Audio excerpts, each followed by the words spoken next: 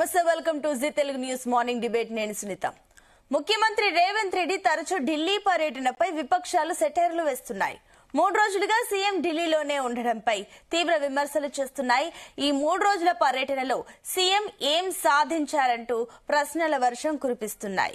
Urea బస్తాల కోసం వెళ్లారా లేక బస్తా మోసుకెళ్లారా అంటూ కూడా ఎద్దవ చేస్తున్నారు. మరోవైపు ఢిల్లీలో సీఎం రేవంత్ రెడ్డి బిజీగా ఉన్నారు. కేంద్ర మంత్రులతో వరుసగా భేటీ అవుతున్నారు. రాష్ట్ర అభివృద్ధికి సహకరించాలని కోరుతున్నారు. తమ పార్టీ పుట్టినిల్లు ఢిల్లీలో ఉందని, తమది గల్లీ పార్టీ కాదంటూ కాంగ్రెస్ నేతలు కూడా గట్టిగానే కౌంటర్ ఇస్తున్నారు. అయితే అధికారంలోకి వచ్చిన ఈ 18 నెలల కాలంలో సీఎం రేవంత్ రెడ్డి 47 సార్లు ఢిల్లీకి వెళ్లి ఏం సాధించారని బీఆర్ఎస్ తీవ్రంగా విమర్శిస్తోంది. ఇదే అంశంపై ఇవాల్టి డిబేట్ లో డిస్కస్ చేయబోతున్నాం. ఇవాల్టి డిబేట్ లో మనతో పాటు పార్టిసిపేట్ చేస్తున్నారు బీఆర్ఎస్ నుంచి ఎక్స్ ఎమ్మెల్యే మెతుకు ఆనంద్ గారు ఉన్నారు. అండ్ అదేవిధంగా రాజకీయ విశ్లేషకులు దుర్గా మల్లేశ్వర్ గారు ఉన్నారు. ఇద్దరికి వెరీ గుడ్ మార్నింగ్ అండి. ముందుగా మల్లేశ్వర్ గారు, మీతో స్టార్ట్ చేద్దాం. ఏదైతే 18 నెలల కాలం అవుతుంది తెలంగాణ రాష్ట్రంలో కాంగ్రెస్ ప్రభుత్వ పాలన, అప్పటి నుంచి 47 సార్లు ఢిల్లీకి వెళ్లి వచ్చారు సీఎం. ఇప్పటి వరకు ఏం చేశారు తెలంగాణ రాష్ట్రానికి అంటూ కూడా అటు బీఆర్ఎస్ గట్టిగా కౌంటర్ ఇస్తున్న సందర్భం. సో ఏం చెప్తారు? ఏదైతే బీఆర్ఎస్ విమర్శిస్తున్న దాంట్లో నిజం ఉంది అనుకుంటున్నారా, లేదంటే నిజంగానే తెలంగాణ అభివృద్ధి దృష్ట్యానే ఆయన వెళ్తున్నారు, అది అవ్వట్లేదని అనుకోవచ్చా? ముందుగా స్థానంలో ఉన్నటువంటి మిత్రులకు మరియు ఈ తెలుగు ప్రేక్షకులకు నమస్కారం అండి. వాస్తవంగా మరి 45 సార్ల వేళ, తర్వాత 4 సార్ల వేళ బీజేపీతర ప్రభుత్వం ఉన్నది కనుక పోవాల్సినటువంటి పరిస్థితి ఏర్పడతా ఉంది. అప్పుడు నాడు కేసీఆర్ గారు రాకనే మేము అభివృద్ధికి సహకరించలేదు అనే పద్ధతిలో మరి ఎన్నో అంశాల మీద బీజేపీ నాయకులు మాట్లాడినటువంటి పరిస్థితిని చూస్తే, మరి ఇప్పుడు రేవంత్ రెడ్డి గారు ఇన్నిసార్లు పోయినా కూడా మరి కొన్ని విషయాల మీద స్పందించకపోవడం అనేది కొంత అవపడతా ఉన్నది. అది ఏదేమైనప్పటికీ కూడా ఇలా పార్టీల మధ్య, అంటే ఇక్కడ మన బీజేపీ వాళ్ళు ఎప్పుడూ చెప్తున్నటువంటి డబుల్ ఇంజన్ సర్కార్ లేకపోవడము అనేది వాళ్ళు ప్రధానంగా కొంత అభివృద్ధికి సహకరిస్తలేరు అనే దాని మీద మనకు అవపడతా ఉన్నాయి. ఎందుకంటే గత దశాబ్దంగా కూడా కేసీఆర్ పాలనలో కూడా అనేక సమస్యలు, పర్టికులర్ గా 2018 నుంచి మాత్రము నాన్ కోఆపరేషన్ ఉన్నటువంటి పరిస్థితి చూసినాం. ఈ కేంద్ర రాష్ట్రాల సమాఖ్య స్ఫూర్తి దెబ్బతినడం వల్లే మనకు కొంత అభివృద్ధికి నోచుకోకపోవడం కావచ్చు, ఈ కేసీఆర్ కు పాలనాపరమైనటువంటి చిక్కులు రావడం కావచ్చు, ఇవన్నీ రకరకాల ఇష్యూస్ జరిగినటువంటి పరిస్థితికి బీజేపీ కారణం అనేది మనకు స్పష్టంగా ఉంటుంది. అయితే రేవంత్ రెడ్డి గారు చాలా విమర్శలను ఎదుర్కొన్నారు. మా మోడీని పెద్దన్న అని సంబోధించిన సందర్భంలో విమర్శలను ఎదుర్కొన్న ఉద్దేశం కూడా ఏమి అంటే, కేంద్ర రాష్ట్రాల సమాఖ్య దెబ్బతినకూడదు, రేపు రాష్ట్రానికి రావాల్సినటువంటి నిధులు సరిగా రావాలనే దాని మీద కొంత ఆయన ప్రయత్నము చేస్తున్న క్రమంలోనే కొంత రిలేషన్స్, పార్టీలకు అతీతంగా రిలేషన్స్ కంటిన్యూ చేస్తున్నటువంటి పరిస్థితిని కూడా చూస్తున్నాం. దాన్ని మరి బీఆర్ఎస్ కావచ్చు, మిగతా విపక్షాలు కొంత దాన్ని తప్పుపట్టినటువంటి సందర్భం కూడా మనం గమనించాలి. ఇక్కడ జరిగినటువంటి పరిస్థితి ఏదేమైనప్పటికీ కూడా రేవంత్ రెడ్డి గారు ఒక ప్రయత్నము చేస్తా ఉన్నారు. దానికి సహకరిస్తలేరు అనేది మనకు పబ్లిక్ లోకి పోతా ఉన్నది. ఇప్పుడు ఎన్నిసార్లు వేయండు అనే దాని మీద లెక్క పెడతా ఉన్నారు బీఆర్ఎస్. కానీ ఇప్పుడు పోయినప్పుడల్లా మోడీని కలవడమో లేకపోతే ఇంకేదో చేయడం లేదు కదా, కొన్ని ఇష్యూస్ మీద తీసుకుపోతా ఉన్నారు దాని మీద. కాకపోతే వాళ్ళు బీజేపీది కొత్తగా మనం ఎక్స్పెక్ట్ చేయాల్సినటువంటి అవసరం లేదు. వాళ్ళ బీజేపీతర ప్రభుత్వాలు ఉన్నటువంటి రాష్ట్రాలకు కొంత సమితి ప్రేమ చూపెడుతున్నటువంటి సందర్భాన్ని మనం చాలా విషయాలను చూసినాం. ఇప్పుడు అదే అవపడతా ఉన్నది. ఇలా యూరియా కొరత కూడా దాని మీద మాట్లాడడానికి పోవాల్సిన, ఎందుకంటే గతంలో కూడా యూరియా కొరత గురించి, మీకు ఎరువుల గురించి మనకు కేసీఆర్ గారు మాట్లాడుతూ దాన్ని రాజకీయం చేస్తున్నారు అనే దాని మీద మాట్లాడు. ఇప్పుడు సేమ్ సిచ్యువేషన్ కాంగ్రెస్ కూడా వచ్చింది. అది కొంత ఇబ్బందికరమైనటువంటి, ఎందుకంటే ఏదేమైనప్పటికీ కూడా ఏ ప్రభుత్వం ఉన్నా కూడా ఇలా బీజేపీ సరే ఇక్కడ లేకపోయినా రైతుల పక్షాన నిలవాల్సినటువంటి అవసరం అన్ని ప్రభుత్వాలకు ఉన్నది. ఆ రైతుల మంచి చెడు ఎందుకంటే ఇది పునః నీకు ఖరీఫ్ సీజన్ స్టార్ట్ అయింది, మరి ఎరువులు కొంత కొరత ఉన్నది అనేది ప్రభుత్వం చెప్తా ఉన్నది. ఆ కొరతను కూడా తీర్చే ప్రయత్నం మరి బీజేపీ సెంట్రల్ లో ఉన్నటువంటి బీజేపీ కూడా చేయాల్సిన అవసరం ఉన్నది అనేది నేను భావిస్తా ఉన్నాను. ఇక్కడ రేవంత్ రెడ్డి గారు 2 రోజులు వేదా 3 రోజులు వేదా అనేది అది వాస్తవంగా చర్చనీయాంశమైనటువంటి సందర్భం కాదు. మనకు ఆడ పని కొరకు ఇప్పుడు అధికారులు మినిస్టర్స్ కావచ్చు, సీఎంలు కావచ్చు, వాళ్ళ అవసరాల కొరకు వాళ్ళు కేంద్ర తోటి మాట్లాడడం కొరకు పోతున్నటువంటి సందర్భాన్ని మనం తప్పవలసిన అవసరం లేదు. కానీ మనకి పోయినప్పుడు ఏం పోతున్నారు, మరి ఏమొస్తున్నాయి అనే దాని మీదే కొంత విపక్షాలు దాని మీద లేవనెత్తుతున్నటువంటి సందర్భం ఉంది. మరి ఏదేమైనా ఈ రేవంత్ రెడ్డి గారి పాలనలో కొంత రైతులకు నాడు కేసీఆర్ ఒక రైతు బంధు ఒక మిరాకిల్ అయితే ఇక్కడ రైతు రుణమాఫీ ఏకకాలంలో దాదాపు 20 కోట్ల పైన స్టేట్ చేసి కొంత రైతుల పక్షాలను నిలిచే ప్రయత్నము చేస్తున్నది స్పష్టంగా అవపడతా ఉన్నది. కాకపోతే ఇక్కడ ఏంటంటే రాజకీయాల కాడికి వస్తే ఏంటంటే కొంత రాజకీయాల కాడికి వస్తేందంటే రైతుకు ఏదో అన్యాయం జరిగినట్టు బీఆర్ఎస్ ప్రస్తావిస్తున్నది. ఆ క్రమంలోనే నిన్న చర్చకు ప్రతి దాని మీద ప్రభుత్వాన్ని నిలదీస్తున్న క్రమంలో చర్చకు సిద్ధమే నానని చెప్పి మాట్లాడుతూ ఉన్నారు. అయితే ఇదంతా చర్చ సమస్య కూడా ఎందుకు వస్తున్నది అంటే కేసీఆర్ అసెంబ్లీలో రావడం లేదు. కేసీఆర్ అసెంబ్లీకి వస్తే చర్చ చేసే వాళ్ళం కదా నేను అనే దాని మీద ఒక వర్షంలో చెప్తా ఉన్నారు. కానీ కేసీఆర్ మన వరంగల్లో జరిగినటువంటి సభలో ఒక ప్రస్తావన తెచ్చింది. కేసీఆర్ ఏం చెప్పారంటే నేను అసెంబ్లీకి రావట్లేదు అనే దాని మీద మాట్లాడుతున్నారు. నేను వాళ్ళతో చర్చ చేయాలని వీళ్ళతో పిల్లగాళ్లతోటే చేయలేకపోతే కేటీఆర్ హరీష్ వాళ్ళతో చేయలేకపోతా ఉన్నారు. నేను కావాలన్నా వీళ్ళకి కానీ వ్యయంగా మాట్లాడినటువంటి సందర్భం ఉంది. అయితే ఇక్కడ ఏదేమైనప్పుడు కూడా ప్రతిపక్ష నాయకుడిగా కేసీఆర్ పాత్ర అసెంబ్లీలో చర్చ చేయాల్సిన అవసరం ఇది. అయితే మల్లేశ్వర్ గారు ఒక చిన్న సందేహం ఏంటంటే కూడా ఆల్రెడీ నిన్న కమెంట్స్ విన్నాం కాంగ్రెస్ నేతల నుంచి. నిన్న తెలంగాణలో రాజకీయ వేడి ఏ రకంగా ఉందో మీరు కూడా చూసారు. ఆ టైంలో కూడా కొన్ని కమెంట్స్ విన్నాం. అంటే మా పుట్టినిల్లు ఢిల్లీ కాబట్టి వెళ్తాం తప్పేంటి అన్న టైప్ లో కూడా మాట్లాడడం జరిగింది కాంగ్రెస్ నేతలు.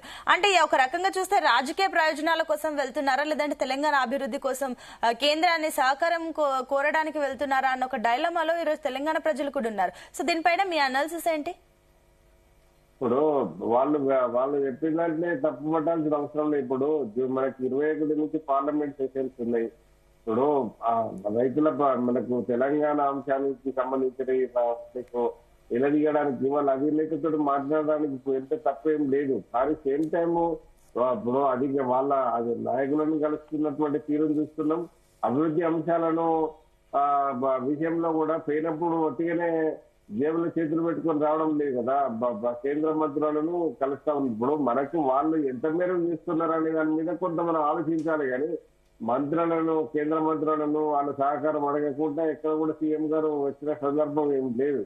కాకపోతే ఇక్కడ మనం ఎక్కువ ఎక్స్పెక్ట్ చేస్తున్నాం. బీజేపీ కేసీఆర్ పీరియడ్లలో ఒక రకమైనటువంటి మాట మాట్లాడింది. ఇప్పుడు ఇక్కడ కాంగ్రెస్ ని ఇరుకుల్లో పెట్టాలనే ఒక ప్రయత్నము స్పష్టంగా అవపడతా ఉన్నది. ఎందుకంటే ఎరువుల కొరత విషయంలో కావచ్చు, నీళ్ల పంచాయతీ విషయంలో కావచ్చు, రకరకాల ఇష్యూస్ లో బీజేపీ కొంత మనకు అంటే ద్వంద్వ వైఖరి వ్యవహరిస్తున్నటువంటి పరిస్థితి కొంత అవపడతా ఉన్నది. ఏదేమైనా ఇప్పుడు రేపు దక్షిణాదిలో బాగా వేయాలనుకున్నటువంటి బీజేపీకి మరి ఇవన్నీ అభివృద్ధి అంశాల మీద కూడా దృష్టి సారించాల్సినటువంటి అవసరం ఉంది కదా. ఒక కాంగ్రెస్ అనో లేకపోతే ఒక కేసీఆర్ అనో పక్కన పెట్టుకుంటా పోతే రేపు నిన్ను కూడా నమ్మే అవకాశం ఎక్కడ ఉంటుంది. కాబట్టి భవిష్యత్తులో కూడా బీజేపీ రేవంత్ రెడ్డి గారు అడిగినా బీజేపీ ఇతర ప్రభుత్వాలు ఏ రాష్ట్రం అడిగినా కూడా కాంగ్రెస్ వాళ్ళకు ఖచ్చితంగా బీజేపీ సపోర్ట్ చేయాల్సిన అవసరం ఉన్నది. లేదనుకుంటే అది వాళ్ళకే నష్టమయ్యే అవకాశం అయితే ఉంటుంది. ఓకే అండి, నేను మళ్ళీ వస్తాను. ఇంకా అదే విధంగా బీజేపీ నుంచి అల్జాపూర్ శ్రీనివాస్ గారు కూడా జాయిన్ అయ్యారు. శ్రీనివాస్ గారు గుడ్ మార్నింగ్. నేను మళ్ళీ వస్తానండి మీ దగ్గరికి. ఎస్ ఆనంద్ గారు, సో ఏం చెప్తారు? సీఎం రేవంత్ రెడ్డి ఢిల్లీ పర్యటనలో ఉంటే అటు కేంద్రం తెలంగాణ అభివృద్ధి కోసం అటు కేంద్ర సహకారం కోరడానికి మంత్రులతో భేటీ అవుతున్నారు, తరచూ కలుస్తున్నారు. ఈ టైంలో మీరు ఎందుకు ఈ రకంగా అంటే అభివృద్ధికి సహకరించడం పోయి ఎందుకు విమర్శిస్తున్నారన్న విమర్శలు కూడా వస్తున్నాయి. ఏం చెప్తారు? ఎందుకు విమర్శిస్తున్నారు? అమ్మ ముందు అమ్మ మీకు శ్వేత గారికి, సునీత అండి, సీనాన్నకు అమ్మ చెప్పండి. అట్లాగే ప్రేక్షకులకు అందరికి నమస్కారం. ఇందాక మల్లేష్ అన్న చాలా విషయాలు చెప్పిండ్రు. ఇప్పుడు నిన్న జరిగినటువంటి విషయము కేటీఆర్ గారు అక్కడికి పోవడం అంటే నిజంగా చెప్పాలంటే కాంగ్రెస్ పార్టీ వాళ్ళు ముఖ్యమంత్రి గారు కావచ్చు, లేకపోతే మంత్రులు కావచ్చు, అక్కడ ఉన్నటువంటి మిగిలిన నాయకులు కూడా సవాల్ విసరడం అనేటటువంటిది వాళ్ళకు మామూలు అయిపోయింది.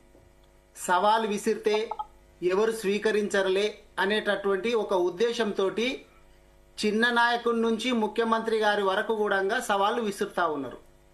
ఇప్పుడు ఇదే ముఖ్యమంత్రి రేవంత్ రెడ్డి గారు 2015 లోపల జిహెచ్ఎంసీ ఎలక్షన్ లోపల బీఆర్ఎస్ పార్టీ ఒంటరిగా మేయర్ స్థానాన్ని గెలుచుకుంటే రాజకీయ సన్యాసం తీసుకుంటా అన్నారు. ఆయన మాట మీద నిలబడలేరు. అదేవిధంగా 2018 కొడంగల్ లోపల నేను గిట్లా ఓడిపోతే మా నరేందర్ రెడ్డి గారి చేతిలో ఓడిపోయింది, ఆయన మనకు తెలుసు, ఓడిపోతే రాజకీయ సన్యాసం తీసుకుంటా అన్నాడు. అప్పుడు తీసుకోలేదు. మొన్నటికి మొన్న కూడా ఆయన ఇప్పుడు కేటీఆర్ గారు కూడా నిన్న ఎందుకు వచ్చిండ్రో అక్కడికి అంటే స్వయంగా పేరు పెట్టి పిలిచిండ్రు. కేటీఆర్ గారు వస్తారా, కేసీఆర్ గారు వస్తారా, మోడీ గారు వస్తారా, కిషన్ రెడ్డి గారు వస్తారా అని చెప్పి పేరు పెట్టి పిలిచి రైతులకు ఎవరు ఎక్కువ చేసిండ్రు, సంక్షేమ విషయం లోపల రైతుల సంక్షేమ విషయం లోపల చర్చిద్దాము, మీరు రండి, స్థలము ఎక్కడైనా పర్వాలేదు, మీరు ఎవరు వచ్చినా పర్వాలేదు, నేను కాంగ్రెస్ పార్టీ నాయకులతోటి వస్తాను అని చెప్పి చాలా క్లియర్గా పేరు పెట్టినందుకు కేటీఆర్ గారు రావడం జరిగింది. మరి నిజంగా మేము కూడా అర్థం చేసుకుంటాం, ముఖ్యమంత్రి గారు చాలా బిజీగా ఉంటారు కాబట్టి ఆయన రాలేకపోయిందేమో అనుకుందాం. ముఖ్యమంత్రి గారు రాకపోయినా ఉప ముఖ్యమంత్రి గారు, లేకపోతే వ్యవసాయ మంత్రి గారు, లేకపోతే ఒక లీడర్ కాంగ్రెస్ పార్టీ నుంచి ఎవరన్నా వచ్చి ఇదిగో మేము ఇవి చేసినాము, రైతులకు సంబంధించి మీకంటే మేము ఎక్కువ చేసినాము అనేటటువంటిది చర్చకు వస్తే బాగుండేది. లేకపోతే ఏమవుతుందంటే కాంగ్రెస్ పార్టీ వాళ్ళు ఏం చేస్తున్నారు అనేది ఇప్పటికే ప్రజల లోపల తెలిసిపోయింది. ఇందాక మల్లేష్ అన్న కూడా చాలా క్లియర్గా చెప్పిండ్రు. 2 సార్లు రైతు బంధు ఎగ్గొట్టినటువంటి వీళ్ళు మూడోసారి ఏదా 15,000 అన్నత 12,000 ఇచ్చి సంబరాలు చేసుకోండి అని చెప్పి అన్ని చోట్ల చేసుకొచ్చిండ్రు. కానీ ప్రజలకు ముఖ్యంగా రైతులకు అర్థమైంది ఏంటంటే ఇప్పుడు ఎలక్షన్స్ ఉన్నాయి కాబట్టి మీరు రైతు బంధు వేస్తా ఉన్నారు. గతం లోపల కూడా ఎంపీ ఎలక్షన్ లోపల రైతు బంధు ఇచ్చిండ్రు, మళ్ళీ అదే ఇచ్చిండ్రు. కేసీఆర్ గారు ఏవైతే పెట్టిండ్రో ఎలక్షన్స్ కంటే ముందు దీంట్లో ఇంకొక విషయం కూడా ఏంటంటే అప్పుడు కూడా కేసీఆర్ గారు ఎలక్షన్స్ ముందు రైతు బంధు వేయలేదు, ఆయన తప్పించుకుంటే నేనేసిన అని చెప్పి రేవంత్ రెడ్డి గారు గొప్పలు చెప్తుంటారు. కానీ నిజానికి రైతు బంధు వేయకుండా ఎలక్షన్ కమిషన్ కు కంప్లైంట్ చేసి ఆపిందే రేవంత్ రెడ్డి గారు. అవే పైసలను మళ్ళా వచ్చిన వెంటనే వేయకుండా ఎలక్షన్స్ వరకు వెయిట్ చేసి ఎంపీ ఎలక్షన్స్ లోపల మళ్ళా గదే 5,000 వేసిండు. 2 సార్లు ఎగ్గొట్టిండు. మళ్ళా మొన్నటికి మొన్న ఇప్పుడు లోకల్ బాడీ ఎలక్షన్స్ వస్తున్నాయి అనేటటువంటి ఒక ఉద్దేశంతో నేను ఇక అందరికి ఇస్తున్నా, జనాలందరూ ముఖ్యంగా రైతులు మర్చిపోతారని చెప్పి ఒక భ్రమతోటి వేసి సంబరాలు చేసుకోమని అంటుండ్రు. మరి నిజంగా రుణమాఫీ తీసుకున్నా కూడా మా కేటీఆర్ గారు కావచ్చు, హరీష్ రావు గారు కావచ్చు చాలా సందర్భాల లోపల సవాల్ విసిరు. ఇప్పుడు వాళ్ళు విసిరినటువంటి సవాల్కేమో మేము సిద్ధమై వస్తుంటే మేం విసిరినటువంటి సవాల్కు నిజంగా వాళ్ళు దమ్ముంటే రావాలి కదా. చాలా సందర్భాల్లో కేటీఆర్ గారు ఏం చెప్పిండ్రు, హరీష్ రావు గారు ఏం చెప్పిండ్రు అంటే నీ సొంత ఊరు కొండారెడ్డిపల్లికి పోదామా, లేకపోతే కొడంగల్ నీ సొంత నియోజకవర్గం పోదామా, లేకపోతే మా నియోజకవర్గానికి వస్తావా, ఒక్క ఊర్లోనన్నా 100% రుణమాఫీ అయ్యిందంటే నేను రాజకీయ సన్యాసం తీసుకుంటా అన్నారు. మరి దానికి రావాలా? వాళ్ళు విసిరినటువంటి సవాళ్ళ మీద వాళ్ళు ఉండరు, మేం విసిరినటువంటి సవాళ్లకు వాళ్ళు చర్చకు రారు. మరి సవాళ్ళు అటువంటి అప్పుడు విసరకూడదు. ప్రజలకు ఏం చేస్తుండో చెప్పుకునేటటువంటి ప్రయత్నం చేస్తే బాగుంటారు తప్ప ఇట్లా తప్పించుకొని పోవడం అనేటటువంటిది కరెక్ట్ కాదు. ఇక దానికి తోడు ఇది చర్చలు కాదు. ఇప్పుడు నిజంగా మల్లేష్ అన్న చెప్పినట్టు ఇది సవాళ్లు విసురుడుతోటి సమస్య పరిష్కారం కాదు. మేము రైతులకు ఇది చేస్తున్నామని చెప్పి చెప్పాలా. ఇంకొకటి ఏంటంటే వీళ్ళు అంటే కేసీఆర్ గారిని రమ్మనండి, లేకపోతే అసెంబ్లీకి రమ్మనండి, ఇక మంత్రి సీతక్క గారు కావచ్చు, లేకపోతే ఇంకోరు పొన్నం గారు కావచ్చు. మేము కేసీఆర్ గారికి పిలిచినాం, కేటీఆర్ ఎందుకు వస్తాడు? చాలా క్లియర్ గా కేటీఆర్ అని పేరు తీసుకున్నాడు కాబట్టి నిన్న కేటీఆర్ గారు ఒకటికి వచ్చిండు. వీళ్ళ ఉద్దేశం ఏంటంటే అసెంబ్లీకి వస్తే మైకు మా చేతిలో ఉంటది, స్పీకర్ గారికి చెప్పి మైకు కట్ చేయించవచ్చు, వాస్తవాలు బయటికి పోకుండా చేయొచ్చు అనేటటువంటి ఒక దురుద్దేశంతో చేస్తుండ్రు. మరి వీళ్ళకి నిజంగా దమ్ముంటే లైవ్ డిబేట్ పెట్టేసేసి అందరూ జర్నలిస్టుల సమక్షం లోపల మేము ఇది చేసినాము మీరేం చేసినారో చెప్పండి అని చెప్పి చర్చకి ఎందుకు ఒకటండి ఆనంద్ గారు, ఇప్పుడు అసెంబ్లీలో మీరు అంటున్నారు మైక్ వాళ్ళ చేతిలో ఉందా లేదా అనే విషయం పక్కన పెడితే ప్రజలైతే చూస్తారు కదా. ఇప్పుడు మాజీ ముఖ్యమంత్రి కేసీఆర్ అసెంబ్లీకి వస్తే ప్రజలు కూడా దాన్ని స్వాగతిస్తారు కదా. ఆయన మాట్లాడారు లేదా అని పక్కన పెడితే ఆయన రావడం కూడా ఇంపార్టెంటే కదా. ఇప్పుడు 10 సంవత్సరాలు ముఖ్యమంత్రిగా చేసినటువంటి కేసీఆర్ గారిని ఈయన మాట్లాడేటటువంటి మాట కావచ్చు, వాడేటటువంటి భాష కావచ్చు, నిజంగా ఈ రోజు రేవంత్ రెడ్డి గారు మాట్లాడుతున్నారంటే ఊళ్ళ లోపల టీవీలు బంద్ చేస్తున్నారు, చిన్నపిల్లలు ఎక్కడ చెడిపోతారో ఈయన మాటలు విని అని చెప్పి. అంత దారుణమైనటువంటి మాటలు రేవంత్ రెడ్డి గారు మాట్లాడుతుంటే అసెంబ్లీకి వచ్చి ఈయనకి ఏం చర్చ పెట్టాలా? నిజంగా మా కేటీఆర్ గారు అసెంబ్లీలో ఒక చర్చ ఏమన్నాడు, ఈ కార్ రేసింగ్ కు సంబంధించినటువంటిది చర్చ పెడదాము అని చెప్తే బయట వచ్చి లీకులు ఇస్తారు తప్ప మరి అసెంబ్లీలో ఎందుకు చర్చ పెట్టలేకపోయినరు? అప్పుడు చర్చ పెట్టాలి కదా.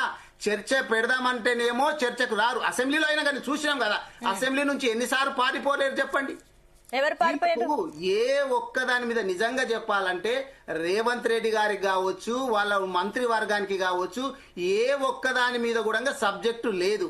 సబ్జెక్టు లేకపోతే మనం గట్టిగా మాట్లాడితే అవతలి మొత్తము భయమైపోతే కనబడేటటువంటి ఉద్దేశంతో ఈ కాంగ్రెస్ వాళ్ళు. ఓకే ఆనంద్ గారు, నేను మళ్ళీ వస్తానండి. ఇంకా అదే విధంగా కాంగ్రెస్ నుంచి కత్తి వెంకటస్వామి గారు కూడా జాయిన్ అయ్యారు. గుడ్ మార్నింగ్ అండి వెంకటస్వామి గారు. నమస్కారం. నేను మళ్ళీ వస్తానండి. ముందుగా శ్రీనివాస్ గారితో మాట్లాడదాం. శ్రీనివాస్ గారు గుడ్ మార్నింగ్. సో ఏదైతే రేవంత్ రెడ్డి ఢిల్లీలో అటు కేంద్రంలో మీ పార్టీ అధికారంలో ఉంది, అటు కేంద్ర మంత్రులతోనే వరుసగా భేటీ అవుతున్నారు, తెలంగాణ అభివృద్ధి కోసం మేము కలుస్తున్నామంటూ కూడా చెప్తున్నారు. సో ఏంటి, ఎంత మేర సహకారం అందుతుంది కేంద్రం నుంచి తెలంగాణ రాష్ట్రానికి? ఒకటి, కేంద్ర ప్రభుత్వం దేశంలోని అన్ని రాష్ట్రాలకు కూడా సమానంగా న్యాయపరంగా రావాల్సిన నిధులతో పాటుగా అడిషనల్ గా ఆ యొక్క రాష్ట్రాల అవసరాన్ని బట్టి నెసిటీని బట్టి తప్పనిసరిగా ప్రాజెక్టులకు మంజూరు చేస్తూ ఇతోధికంగా ఫండ్స్ రిలీజ్ చేస్తున్న సంగతి మనం చూస్తూ ఉన్నాం. వెదర్ ఇట్ కుడ్ బి పశ్చిమ బెంగాల్ మమతా బెనర్జీ కావచ్చు, కేరళ కమ్యూనిస్టు మార్క్సిస్ట్ పార్టీ సర్కార్, మిశ్రమ సర్కార్, అక్కడ కూడా విజయన్ గారి సర్కార్ కావచ్చు. అనేక సందర్భాల్లో విజయన్ గారు కూడా మెచ్చుకోవడం జరిగింది. ఆ రాష్ట్రానికి జరుగుతున్నటువంటి సహకారం, ఇస్తున్నటువంటి సహకారం కారణంగా ఆ రాష్ట్రంలో ఏ రకంగా స్కీమ్స్ అమలు కావచ్చు, లేకుంటే ఆ యొక్క ప్రభుత్వానికి బలోపేతం చేయడానికి చేస్తున్నటువంటి విషయం పైన.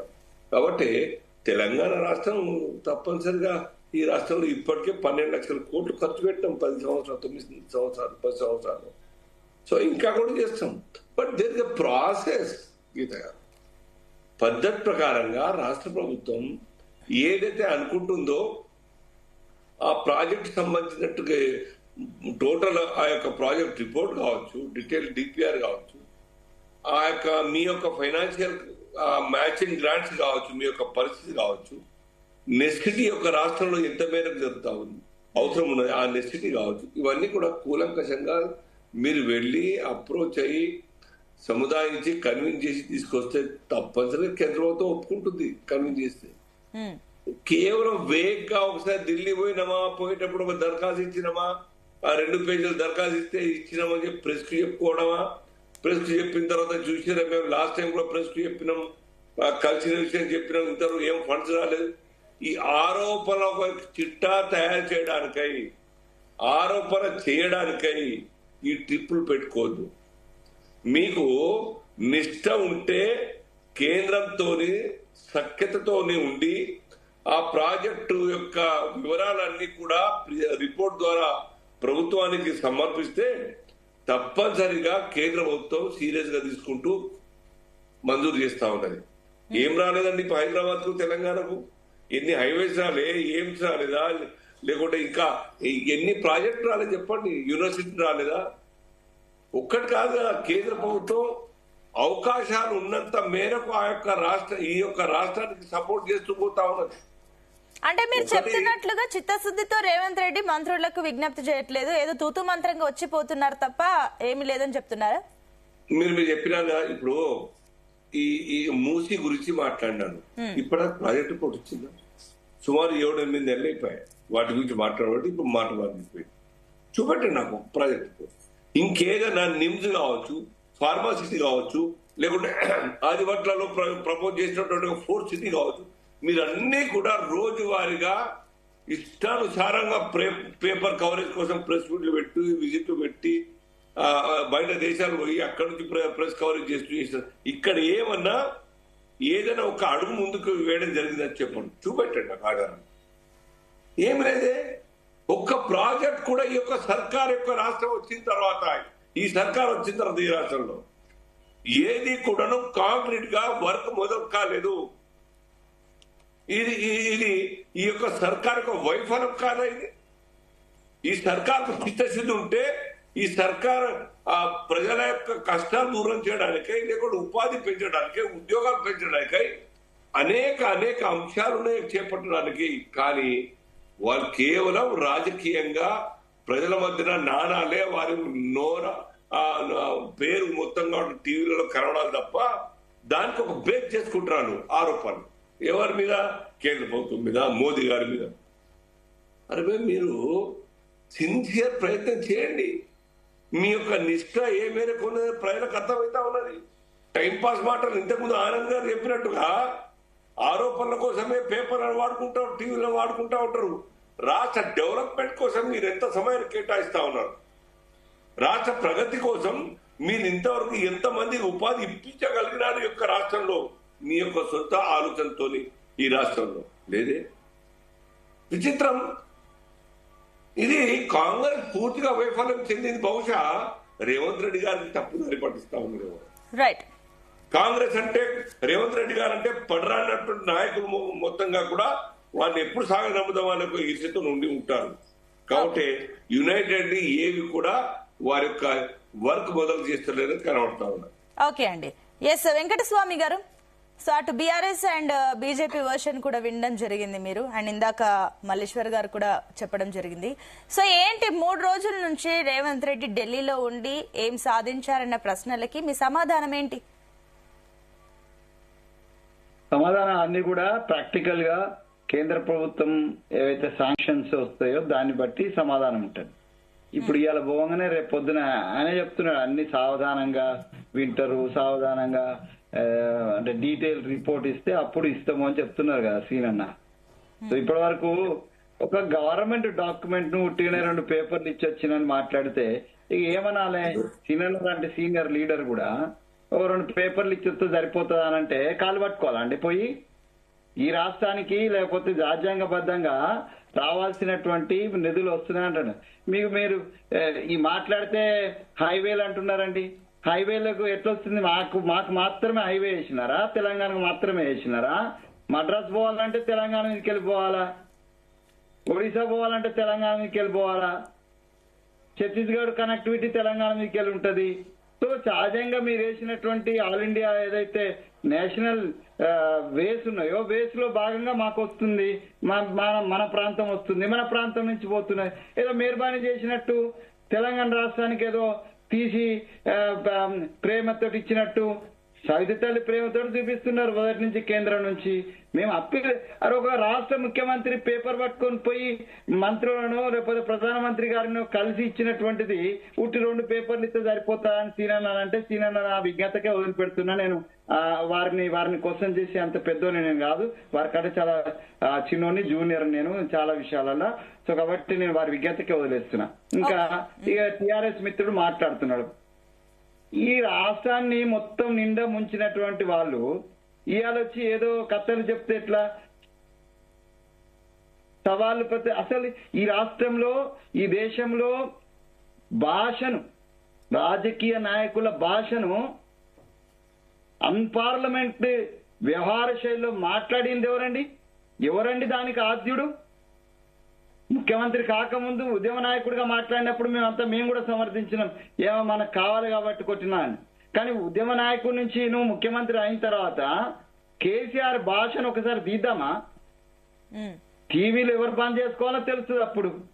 అసలు మనం మామూలుగా ఊళ్ళల్లో మాట్లాడుకోనటువంటి భాషను అసెంబ్లీ వేదిక మీద కానీ లేకపోతే ఆయన పెట్టిన అని మాట్లాడి, ఇక భాష గురించి నేను వ్యక్తిగతంగా అంటే సరే కేసీఆర్ మాట్లాడిన విషయాలు పక్కన పెడితే రేవంత్ రెడ్డి కూడా మాట్లాడారు కదా, కావాలంటే ఆ బైట్స్ ఉన్నాయి, ప్లే చేపిస్తాను నేను, మీరు ఓకే అంటే.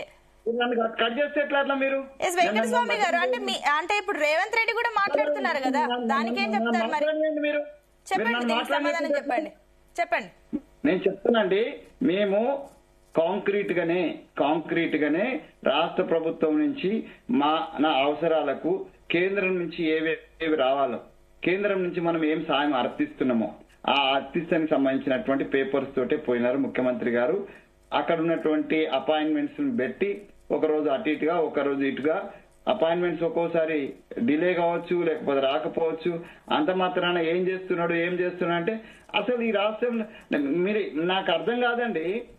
టిఆర్ఎస్ కానీ బీజేపీ కానీ లేకపోతే మిత్రులు కానీ కాంగ్రెస్ యొక్క పాలన వాళ్ళు చెప్పినట్టు నడుచుకోవాలి అంటే మాకు రాదా? మాకు తెలివి లేదా? లేకపోతే మేము ఇంతకుముందు పాలన లేవా? మేము ఎమ్మెల్యేలు ఎంపీలు మంత్రులు రారా? ఏం ఆయన అంటుండే ఆయన ఆనంద్ గారు, ఏం అవగాహన లేదట మా మంత్రులకు. ఇక మీ కేసీఆర్ గారు మంత్రి కాగానే కేటీఆర్ గారు మంత్రి కాగానే అనుభవం ఉన్నదా? నేను కేసీఆర్ గారు నాను, కానీ మిగతా వాళ్ళకి అందరికి ఎంత అనుభవం ఉన్నది మీరు పెట్టుకున్న వాళ్ళందరికీ. మాట్లాడుతున్నప్పుడు కొంచెం విజ్ఞతతో, ఒక పక్కన ముఖ్యమంత్రి గారు భాష బాగాలేదు అంటున్నారు, నేను కూడా సమర్థించాను.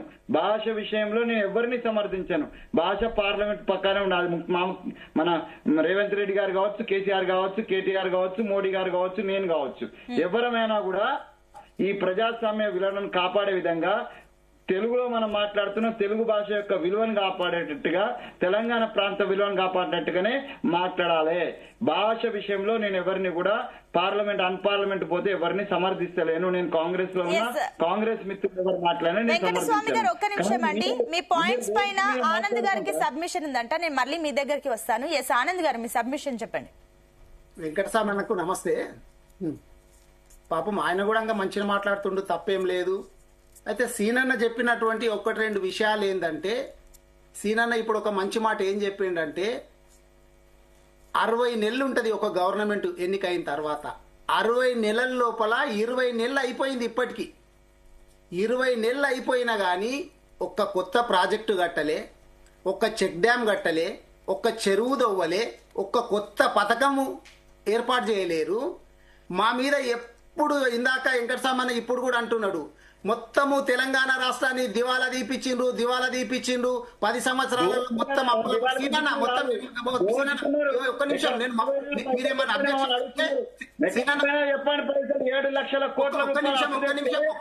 ఒక్క నిమిషం సీనన్న మీరు ఏంటంటే వెంకటస్వామి ఒక్క నిమిషం వినాలా మీరు?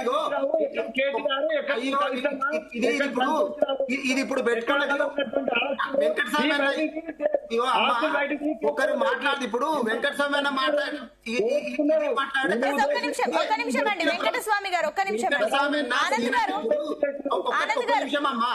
ఇప్పుడు వాళ్ళు సీనియర్లు అంటే నేనేమన్నా తప్పు మాట్లాడితే వారు పేపర్ మీద రాసుకొని తర్వాత మీరు కరెక్ట్ చేసేస్తే బాగుంటది తప్ప మీరు మాట్లాడుతున్నప్పుడు నేను మధ్యలో ఎక్కడ డిస్టర్బ్ చేయలేదు. వెంకటస్వామి గారు ఒక్క నిమిషం అండి, కాంగ్రెస్ వాళ్ళతో వచ్చిన ప్రాబ్లమే ఇది. అదే చర్చ లోపల లేదంటే అవతల మాట్లాడలేకపోతే మేము గొప్ప వాళ్ళం అవుతాం అనుకుంటున్నారు వీళ్ళు. ఒక్క నిమిషం వెంకటస్వామి గారు, ఒక్క నిమిషం ఆగండి. నేను మాట్లాడుతుంటే మీరు అడ్డపడ్డారు.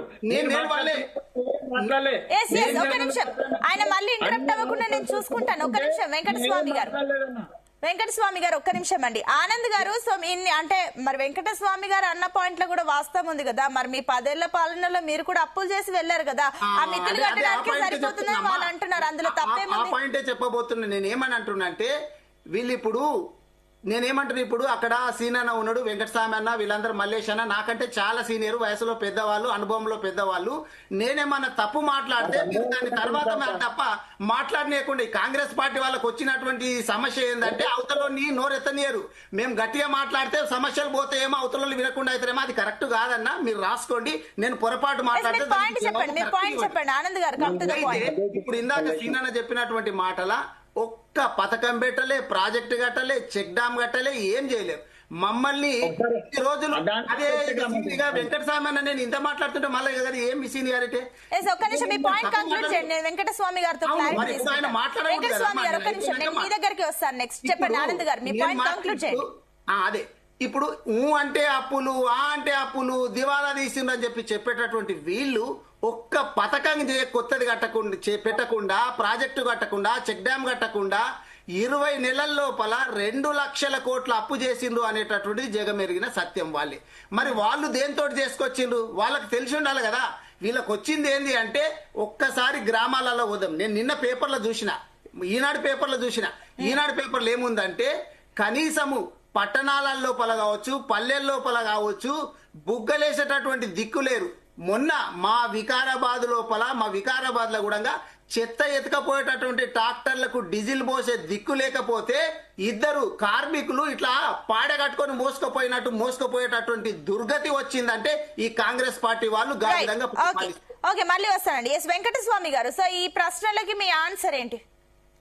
నేనేమంటున్నామా, 18 మాసాలు పూర్తయింది, సరే 20 మాసాలు లెక్క ఒక అడుగు ముందేస్తున్నారు అనుకోండి. 18 మాసాలు 20 మాసాలు అసలు మేము ఏం చేయలేదు, ఉట్టిగానే కూర్చున్నట్టు మాట్లాడతారేంటి? ఒక్కసారి విజ్ఞతతోటి ఈ 18 మాసాలలో ఏమేం చేసినాం అనే దాని మీద, లేదా రైతులకా, లేకపోతే ఉద్యోగస్తులకా, లేదా ప్రజలకా, లేకపోతే మున్సిపాలిటీలకా, ఎక్కడ చేసినాం అనే దాని మీదనే మేము చర్చకు సిద్ధమంటున్నాం, అసెంబ్లీకి రమ్మంటున్నాం. అనుభవం మాకు లేదంటుండ్రు కదా ఆనంద్ అన్న. అనుభవం ఉన్నటువంటి కేసీఆర్ గారిని అసెంబ్లీకి రమ్మంటున్నాం, ప్రత్యేక సమావేశాలు పెడదాం. ఈ 18 మాసాల్లో 20 మాసాల్లో మేము చేసింది ఏందో, లేకపోతే 10-20 సంవత్సరాలు 10 సంవత్సరాల మీ పాలనలో మీరు చేసింది ఏందో ఒక శ్వేతపత్రం విడుదల చేద్దాం, ప్రజల ముందు పెడదాం. ప్రజలకు వేదిక అయినటువంటి మనకిచ్చిన అవకాశం, అందరికి ఎమ్మెల్యేలకు ఇచ్చిన అవకాశం, అసెంబ్లీ అనేటువంటిది ఒక ప్రజా వేదిక. అదైతే ఓపెనే, లైవే పెడుతున్నాము. అక్కడ వచ్చి మాట్లాడండి. మైకులు కట్ చేసి ఇప్పుడు మనం ఒకసారి రికార్డు దిద్దాం. మైకులు కట్ చేసిండ్రు, ఎవరి మైకులు కట్ చేసినారు, ఎక్కడ కట్ చేసిండ్రు, ఒకసారి మనం మొత్తం అసెంబ్లీ రికార్డు దిద్దాం. ఎవరు ఎంతసేపు మాట్లాడిండ్రో ఒకసారి రికార్డు దిద్దాం. సో కాబట్టి ఎవరికి ఎంత సమయం కావాలో తీసుకోండి, ముందే చెప్పండి మాకు ఇంత సమయం కావాలని చెప్పి తీసుకొని మాట్లాడండి. మీ విషయాలు మీరు ప్రజెంట్ చేయండి, మా విషయాలు మేము ప్రజెంట్ చేద్దాం. ప్రజలకు వెళ్ళిపోతుంది. ఇప్పుడు అసెంబ్లీ అనేటువంటిది చర్చకు, ప్రజల యొక్క సమస్యల చర్చా వేదిక కదా, ప్రజాస్వామ్యంలో రాజ్యాంగంలో మనకి ఇచ్చినటువంటి ఒక వేదిక కదా. అక్కడికి రమ్మని అడుగుతున్నాం. ఇప్పుడు మీరు ఏం చేసిండ్రు, ఏ చెక్ డ్యాములు కట్టిండ్రు, ఏ ప్రాజెక్టులు కట్టిండ్రు, 20-10 ఏళ్లలో మీరెన్ని కట్టినారు? 60 నెలలు అయితే మా 60 నెలలు అంటున్నావు కదా అన్న, మాకు 20 నెలలు అయిపోయింది అంటున్నావు కదా, మీకు 40 నెలలు మాకున్నది. సో మీకు 60, 120 వచ్చినాయి కదా, 120లో ఎన్ని కట్టిండ్రు, ఏం చేసిండ్రు, దాన్ని కంపేర్ చేద్దాం. కంపేర్ చేసుకుని ప్రజల ముందు పెడదాం. ప్రజలు చెప్తే ప్రజలే న్యాయ నిర్ణయిస్తారు కదా. మీరేం చేయలేకపోయినానే, మీరు చేసిన దాన్ని సంతృప్తి చెందకనే, లేకపోతే మీరు ఈ రాష్ట్రాన్ని దోచిందనే ఇవన్నీ నమ్మింది కాబట్టి ప్రజలు మాకు అవకాశం ఇచ్చినారు. మేము చేస్తున్నాం, స్టార్టే చేసినాం. అది మీరు చెప్పింది కరెక్టే, మీకు ప్రజలు అవకాశం ఇచ్చారు, మీరు దాన్ని ప్రూవ్ చేసుకోవాల్సిన అవసరం ఉంది. నిన్న మీరు విసిరిన సవాల్కే లేరు కదా, రేవంత్ రెడ్డి కూడా రాలేదు కదా. నిన్న కేటీఆర్ వచ్చారు, సవాల్కి చెప్పినట్లుగా బహిరంగ చర్చకు రెడీ అని అన్నారు, ప్రెస్ క్లబ్ కి కూడా రావడం జరిగింది, కానీ రేవంత్ రెడ్డి రాలేదు కదా. దీని గురించి ఏం చెప్తారు మరి? నేను ఏమంటున్నా అంటే బహిరంగ చర్చ, ఇప్పుడు నేను ఈ ఇందాక కూడా అంటే ఆ విషయం రాలేదు, ఇంతకు ముందు కూడా అడిగినారు. బహిరంగ చర్చ ఇన్ ద సెన్స్ డెఫినెట్ గా it will be in the ఎమ్మెల్యేలు చర్చ చేయాలా, మంత్రులు చర్చ చేయాలా, లేకపోతే ముఖ్యమంత్రి చర్చకు రావాలి, ప్రతిపక్ష నాయకుడు రావాలంటే అసెంబ్లీ వేదిక మీదనే జరుగుతుంది.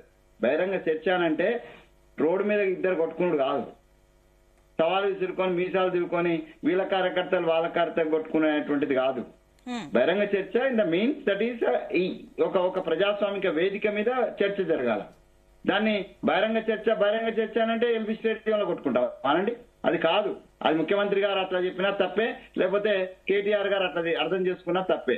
నేనేమంటున్నానంటే అసెంబ్లీలో ఉన్నది, అసెంబ్లీలో బీజేపీకి 8 మంది ఎమ్మెల్యేలు ఉన్నారు, ఎంఐఎంకో 7 మంది ఉన్నారు, మాకు 63-64 మంది మాకు ఉన్నారు, అయితే 34 మంది 30 మంది దాకా 40 మంది దాకా వారికి ఉన్నారు.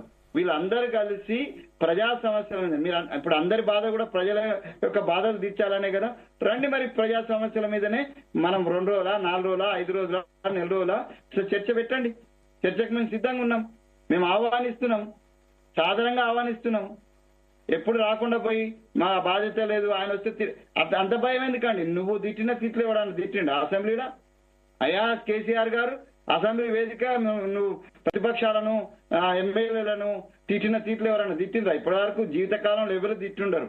దాన్ని ఏమైనా రేవంత్ రెడ్డి రికార్డు బ్రేక్ చేస్తాడని నేను అనుకోవటం లేదు, చేయొద్దని మేము చెప్తున్నాము. ఎందుకంటే అది పద్ధతి కాదు, అది ప్రజాస్వామ్యానికి పద్ధతి కాదు. మేము కూడా చెప్తాం, మా వైపు నుంచి కూడా మేము కూడా చెప్తాం. అసెంబ్లీ వేదిక మీకు రాండి, చాలా మంచి భాషతోటి, చాలా మంచి ప్రజాస్వామ్య విలువలతోటి ప్రజలకు అవసరమైన చర్చను అసెంబ్లీ వెంకటస్వామి గారు మీరు చెప్తుంది పాయింట్. బహిరంగ చర్చ అన్నప్పుడు అది అసెంబ్లీలో జరగాలన్న ఏదైతే మీరు చెప్తున్నారో అది మంచి పాయింటే. కానీ మీ కాంగ్రెస్ ఎమ్మెల్యేలకు అది కూడా తెలీదా? మరి వాళ్ళు కూడా నిన్న మైనంపల్లి కూడా అంటున్నారు కదా, కమెంట్స్ చేస్తారు కదా, సిద్దిపేటకి రమ్మంటారా లేదంటే ఇంకెక్కడికి రమ్మంటారా చెప్పండి, మేము వస్తామని చెప్పేసి చర్చకి రెడీ అని అంటున్నారు కదా. మరి వాళ్ళు కూడా బయట ఓపెన్ గా చెప్తున్నారు కదా. ఇప్పుడు వెంకటస్వామి అన్న చాలా మంచి పాయింట్ చెప్పింది. ఏం చెప్పింది తెలుసా? మా ముఖ్యమంత్రి గారన్నా ఎవరన్నా గాని తప్పే అని చెప్పి ఒప్పేసుకుంటుండు కాంగ్రెస్ పార్టీ తరఫున. ఒక నిమిషం ఆనంద్ గారు, ఆయన చెప్పనివ్వండి. వెంకటస్వామి గారు ఏం చెప్తారు అంటే, మీ వాళ్ళే బహిరంగంగా పిలుస్తున్నారు కదా అసెంబ్లీకి బయట. నేనేమంటున్నా అంటే ద సెన్స్ ఆఫ్ బహిరంగ చర్చ is assembly only, not on the roads. If that is the ఒకవేళ ముఖ్యమంత్రి గారికి ఆ కాన్సెప్ట్ నుండి రోడ్డు మీద అన్నా తప్పే, కేటీఆర్ గారు కూడా తప్పే అని అంటున్నా కదా. భాష విషయంలో కూడా నేనేం సమర్థిస్తలేను ముఖ్యమంత్రి, నేను కాంగ్రెస్ ఉన్నా కాబట్టి, నేను ప్రభుత్వంలో ఉన్నా కాబట్టి భాష చక్కగా లేకపోతే ముఖ్యమంత్రి గారు కూడా చక్కని భాషనే ఉపయోగించాలని అంటున్నాను. అయితే మీరు ఒప్పుకుంటున్నారు కాంగ్రెస్ నుంచి అటు రేవంత్ రెడ్డి చేసింది తప్పే అండ్ నిన్న మైనంపల్లి చెప్పింది కూడా తప్పే, ఇదంతా తప్పు వీళ్ళు చేసిందని ఒప్పుకుంటున్నారు? డెఫినెట్ అండి. ఇప్పుడు నేనేమంటున్నానంటే బహిరంగ చర్చ రోడ్ల మీద అదే ఒక ప్రజాస్వామ్యం ఒక సిస్టమ్ ఇక్కడ డెవలప్ అయింది కదా రాజ్యాంగబద్ధంగా. మరి అది మీ వాళ్ళకి తెలిసి ఉండాలి కదా, పిలిచే కంటే ముందు మీ వాళ్ళకి తెలిసి ఉండాలి, బయట కాదు. ఓన్లీ అసెంబ్లీ అనేటటువంటి మాటలు మాట్లాడాలి కదా. ఒక్కసారి ఆగవే ఆనంద్ బాబు, నేనేమంటున్నా అంటే మీరు మీరు మీరు ఉద్యమంలో ఉన్న మిత్రులు కదా, మిత్రమా ఈ బహిరంగ సవాళ్ళు ఇవాళ్ళు అనేది ఎక్కడి నుంచి వచ్చింది? ఎక్కడి నుంచి వచ్చింది? హరీష్ రావు లేదా కేటీఆర్ లేకపోతే కేసీఆర్ స్టార్ట్ చేయలేదా ఇదంతా? ఎందుకన్నా చరిత్ర తవ్వుకుంటే పెంకాసులు బయటకు వస్తాయి అన్నది కాదు. ఇప్పుడు నేను ఏమంటున్నానంటే ఇదే అంశానికి ఒక క్లారిటీ తీసుకుందాం. ఎస్ మల్లేశ్వర్ గారు, సో ఈ రోజు ఒక బహిరంగ చర్చ అంటే అసెంబ్లీ వేదికగానే జరగాలి అనే కమెంట్లు ఇందాక వెంకటస్వామి గారు చెప్పారు. కానీ నిన్న మనం చూసాం కాంగ్రెస్ నేతలు అటు మైనంపల్లి కానివ్వండి ఒక్కొక్కరుగా చెప్తున్నారు బహిరంగంగానే పిలుస్తున్నారు. బయట ఓపెన్ డిబేట్ కి 2 పార్టీలు బీఆర్ఎస్ కూడా రెడీగా ఉంది, బయట రెడీ అంటే రెడీ, ఇక్కడికి రమ్మంటావు అక్కడికి రమ్మంటావు అని ఒక ఏదైతే సవాళ్లు విసురుకుంటున్న పరిస్థితి తెలంగాణ రాజకీయాలు మనకు కనిపిస్తున్నాయి. సో ఏంటి ఇది కరెక్టేనా ఈ సిస్టమ్? ఇప్పుడు ఎవరు అధికారంలో ఉన్నా కూడా ఇటువంటి సమస్యలు ఎదుర్కొనే పరిస్థితి వస్తున్నాయి. ఈ గతంలో కూడా చూసినాం, ప్రతిపక్షాలు ఏం మాట్లాడినాయి. బండి సంజయ్ అధ్యక్షుడిగా ఉన్నప్పుడు 2023లో రైతుల ఆత్మహత్యలపై, రైతుల పంట కొనుగోళ్లపై సవాలు విసిరి సూర్యాపేట వెళ్ళినటువంటి సందర్భం ఉన్నాయంటే ఇక్కడ ఏదైనా ప్రతిపక్షంలో ఉన్న ప్రతి ఒక్కరూ మాట్లాడేందుకు కొంత ప్రయత్నం చేస్తా ఉన్నారు. ఆనాడు కాంగ్రెస్ కూడా మాట్లాడింది. ఇప్పుడు సమస్య ఇక్కడ వచ్చింది ఏంటంటే, ఇక్కడ అసెంబ్లీ వేదికగా చర్చ జరగాలి. ఇప్పుడు కాంగ్రెస్ డిమాండ్ అంటే ప్రతిపక్ష హోదాలో ఉన్న కేసీఆర్ రావాలని అడుగుతున్నారు, కానీ కేటీఆర్ అడగడం లేదు. ఆ కేటీఆర్ మరి ఇప్పుడు రావడము అంటే కేటీఆర్ చర్చ ఎక్కువ సిద్ధము అనంటే, ఇప్పుడు రేవంత్ రెడ్డికి కుర్చీ వేసి ఇక్కడ చర్చకు రమ్మనంటే ప్రెస్ క్లబ్ కాదు కదా, ఆయనకు ఒక అడ్డా ఉన్నది, అదొక అసెంబ్లీ వేదికగా చర్చ జరగాల్సినటువంటి అవసరం ఉన్నది. ఇక్కడ మనం అంతా కూడా ఏంటంటే ప్రతిపక్షాలు ఎప్పుడు నాడు కాంగ్రెస్ చేసినా నేడు బీఆర్ఎస్ చేసినా వాళ్ళ మైలేజ్ లో చేస్తా ఉన్నాయి, కానీ ప్రజలకు ఉపయోగపడేటువంటి విషయం అయితే ఏమో అవపడదు. ఇక్కడ జరిగేదంతా కూడా ఏంటంటే చర్చ అనేది మనము అసెంబ్లీ వేదిక ద్వారా జరగాలి. తర్వాత మైకులు ఇంకొకటి ఏంటంటే కాంగ్రెస్ నేతలే ఒప్పుకుంటున్నారు. ఇప్పుడు వీళ్ళు చేస్తుంది తప్పే, బహిరంగంగా పిలవడం కరెక్ట్ కాదని చెప్పేసి ఒప్పుకుంటున్నారు. అది కాంగ్రెస్ ఎమ్మెల్యేలే కానివ్వండి, వాళ్ళకి తెలీదా? అదే అయితే ఇప్పుడు అక్కడ రెండు రకాల కాంట్రవర్సీ స్టేట్మెంట్స్ వస్తున్నాయి. ఏంటంటే బహిరంగ చర్చకు సిద్ధము అని అంటే అసెంబ్లీ వేదికగా అన్నం అనే దాని మీద కాంగ్రెస్ చెప్పుకుంటూ వస్తాను.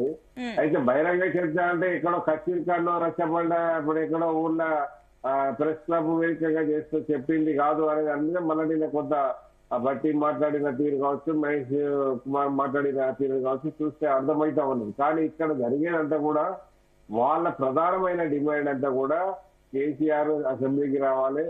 ఒక స్టేజిలో మరి రేవంత్ రెడ్డి ఒక స్టేజిలో తగ్గి మాట్లాడి ఏంటంటే ఆయన సలహాలు సూచనలు కూడా మనకు అవసరమే కదా, ఎందుకు రాడు శాసనసభకు అనేది అన్నీ మాట్లాడింది. అయితే వాస్తవం ప్రతిపక్ష నేత ఒక ప్రశ్నించడానికే కాదు కదా సలహాలు సూచనలు. అయితే కేసీఆర్ ఉద్దేశం నాకు అవపడతా ఉన్నది ఏంటంటే రేవంత్ రెడ్డి గారు మాటలు చూసి, రేవంత్ రెడ్డి గారి వ్యవహారాన్ని చూసి ఇప్పుడు మనకు అంత గౌరవం ఇస్తాడు, లేదు మన ప్రతిపక్ష నాయకులుగా గౌరవం ఇస్తాడనో లేకపోతే మన మాట వింటాడు అనే పరిస్థితి కొంత అవపడతా, అదే అభద్రతా భావము కొట్టచ్చినట్టు అవపడతా ఉన్నది. అయితే ఇక్కడ ఎవరు మైక్ ఇస్తారు, మైకు ఇవ్వరు అని అంటే ప్రతి అధికార పార్టీ చేసేది అదే. నాడు బట్టి లాంటి వారికి కూడా మైక్ ఇవ్వని సందర్భం ఉన్నది. ఉత్తమ్ కుమార్ రెడ్డిని తీసి పారేసినటువంటి సందర్భం ఉన్నది. ఇప్పుడు ఎక్కడ కూడా అధికారంలో ఉన్న వాళ్ళు ఎవరు చేసేది అదే పని చేస్తా ఉన్నారు. ఇక ప్రతిపక్షాలుగా మనం ఓన్లీ ఇప్పుడు బయటికి అధికారం లేనప్పుడు ఈ అవసరాలు ఈ బాధ్యతలన్నీ బయటికి వచ్చి గగ్గోలు పెడతా ఉంటారు. కానీ అధికారంలో ఉన్న ప్రతి పార్టీ చేసేది గదే. మనం ఎన్నో సందర్భాలను చూసినాం, ఇప్పుడు కూడా గదే చూస్తా ఉన్నాం. కానీ వేదిక ఏమైనా ప్రెస్ క్లబ్ వేదిక అనేది అనే ఒకవేళ రేవంత్ రెడ్డి గారు అన్నా కూడా అది correct. Revanth Reddy press club వేదిక ఎందుకు వస్తాడు, అసెంబ్లీకి రమ్మనే దాని మీదనే వాళ్ళ ఆ మాట్లాడిన తీరే కానీ ప్రెస్ క్లబ్ అనే ముచ్చట కాదు. అట్లా అనుకుంటే కేటీఆర్ వచ్చినట్టు ఒకవేళ అధికార పార్టీ వాళ్ళు మంత్రులు పోరు, ఎమ్మెల్యేలు పోరు, మామూలు కార్యకర్తలు కూడా ఫేస్ చేయడానికి సిద్ధంగా ఉన్నారు. మళ్ళీ వస్తానండి. ఎస్ ఆనంద్ గారు, నేను మళ్ళీ వస్తాను మీ దగ్గరికి. శ్రీనివాస్ గారు, సో మీరు చెప్పండి, ఆల్రెడీ తెలంగాణ రాష్ట్రంలో డెవలప్ అవ్వాల్సిన ఉన్నాయి. మెట్రో ఫేజ్ 2 కానివ్వండి, త్రిబుల్ కానివ్వండి, ఇంకా ఇలాంటి కొన్ని ఏదైతే అభివృద్ధి చేయాల్సిన ప్రాజెక్టులు కూడా చాలా ఉన్నాయి. వాటికి సంబంధించి కేంద్రం నుంచి ఇంతవరకు నిధులు రావట్లేదు, అందుకే ఇంతవరకు పెండింగ్ పడుతుంది. అటు గతంలో బీఆర్ఎస్ హయాంలో కూడా అదే మాట వచ్చింది, ఇప్పుడు కూడా కాంగ్రెస్ హయాంలో అదే అంటున్నారు, కేంద్రం నుంచి నిధులు రావట్లేదు, మమ్మల్ని కాస్త చిన్న చూపు చూస్తుంది తెలంగాణ రాష్ట్రాన్ని అన్న కమెంట్లు కూడా వస్తున్నాయి. మరి కేంద్రం నుంచి ఎందుకు ఆ నిధులు రావడంలో కానివ్వండి, తెలంగాణ అభివృద్ధి విషయంలో ఎందుకు పెద్దపీట వేయలేకపోతుంది కేంద్రం? ఇప్పటికి కూడా కాంగ్రెస్ సర్కార్ అటువంటి అబద్ధాల మాట మాట్లాడితే నిజంగా దురదృష్టం. ఇది తెలంగాణ ప్రజలకు చేసేటువంటి ఒక ద్రోహం తప్ప ఇంకేం లేదు. గత సర్కార్ నుండి ఇప్పటి వరకు కూడాను కిషన్ రెడ్డి గారు ఇప్పటికే 10 సార్లు మాట్లాడుతారు. రాష్ట్ర ప్రభుత్వం చొరవ తీసుకొని మీ యొక్క మ్యాచింగ్ గ్రాంట్ గురించి ల్యాండ్ అక్వైర్ చేసి అప్పచెప్పండి, మేము చేయడానికి సిద్ధంగా ఉన్నాం ట్రిబ్యునల్ గురించి కూడా అని చెప్తే ఆ సర్కార్ పట్టించుకోలేదు. ఈ సర్కార్ దాని మీద సీరియస్నెస్ లేదు. అలాగే మెట్రో గురించి కూడా మేమే ఎన్నిసార్లు డిమాండ్ చేస్తాం. ఓల్డ్ సిటీ దాకా ఆ యొక్క ప్రజలకు ఈ సౌకర్యం కల్పించాలి. బస్సుల ద్వారా, ట్రాన్స్పోర్ట్ ద్వారా, ప్రైవేట్ ద్వారా చాలా ఖర్చు అవుతా ఉంటుంది. యాక్సెస్ రైల్వే స్టేషన్, ఎయిర్పోర్ట్ దాకా త్రూ ఓల్డ్ సిటీ ఆ యొక్క మెట్రోను విస్తరిస్తే చాలా సౌకర్యంగా ఉంటుంది. దానికి మేము సిద్ధంగా ఉన్నాం, యూ జస్ట్ కమ్ ఫార్వర్డ్ అని చెప్పి ఎన్నోసార్లు చెప్పినమే. ఇప్పుడు ఆ ఆరోపణ మళ్ళీ మా మీద చెప్పి అడిగిన వాళ్ళ మీదనే ఆరోపణ చేస్తా ఉంటే మీ యొక్క ఫినాన్షియల్ కాంట్రిబ్యూషన్ చూపెట్టదు, ఇప్పటికీ చెప్తలేదు. ఉండదా అండి, హైదరాబాద్ ఈ దేశంలో భాగం ఇదే. అంటే ఒక విమర్శ ఒకటైతే ఉంది శ్రీనివాస్ గారు, ఇప్పుడు బీజేపీ ఎప్పుడు డబుల్ ఇంజిన్ సర్కార్ గురించి ప్రత్యేకించి నొక్కి చెప్తూ ఉంటుంది. రెండు ఒకటే పార్టీ ఉంటే కూడా బాగా ముందుకెళ్తుంది అభివృద్ధి అని చెప్పేసి. డబుల్ ఇంజిన్ సర్కార్ లేదు కాబట్టి తెలంగాణలో పరిస్థితి మెల్లిగా సాగుతుంది, ఇంజిన్ మెల్లిగా వెళ్తుంది అని చెప్పేసి అంటున్నారు. చాలా మంచి ప్రశ్న ఇది. డబుల్ ఇంజిన్ సర్కార్ ఎందుకు రావాలని కోరుకుంటామంటే ఇక్కడికి ప్రభుత్వాలు కొన్ని అనేక అంశాలు కేంద్రంతో ముడిపడి ఉంటాయి. కేంద్ర ఫండ్స్, స్పెషల్ ఫండ్స్ ఇవ్వాల్సిన అవసరం ఉంటుంది. కానీ కేసీఆర్ గారి హయాంలో చూడండి, ఈవెన్ హైదరాబాద్ కు వస్తే గౌరవ ప్రధాని మోదీ గారు కనీసం వారిని రిసీవ్ చేసుకోవడం తయారు లేరు. ఏ ఒక్కసారి ఢిల్లీ పోయి ప్రాజెక్టు గురించి చర్చ చేయడానికి సిద్ధంగా లేరు.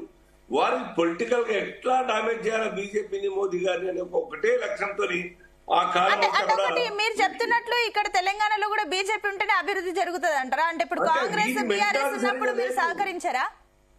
మేము సహకరించడానికి సిద్ధంగా ఉన్నాం, పదే పదే మేమే మాట్లాడుతున్నాం. కానీ ఈ ఇగో ఉంటదే మనిషికి, నా హయాంలో నా పేరుతో రావాలి ప్రాజెక్ట్ అన్ని కూడా నా స్టేట్ లో నా పేరు తప్ప వేరే పేరు రావద్దు, ఈ ఆలోచన ఈ ఈగో కనుక ఉంటే డిఫరెంట్ పార్టీ గల సర్కార్ కేంద్రం ఉన్నప్పుడు వీళ్ళు మూవ్ కాదు.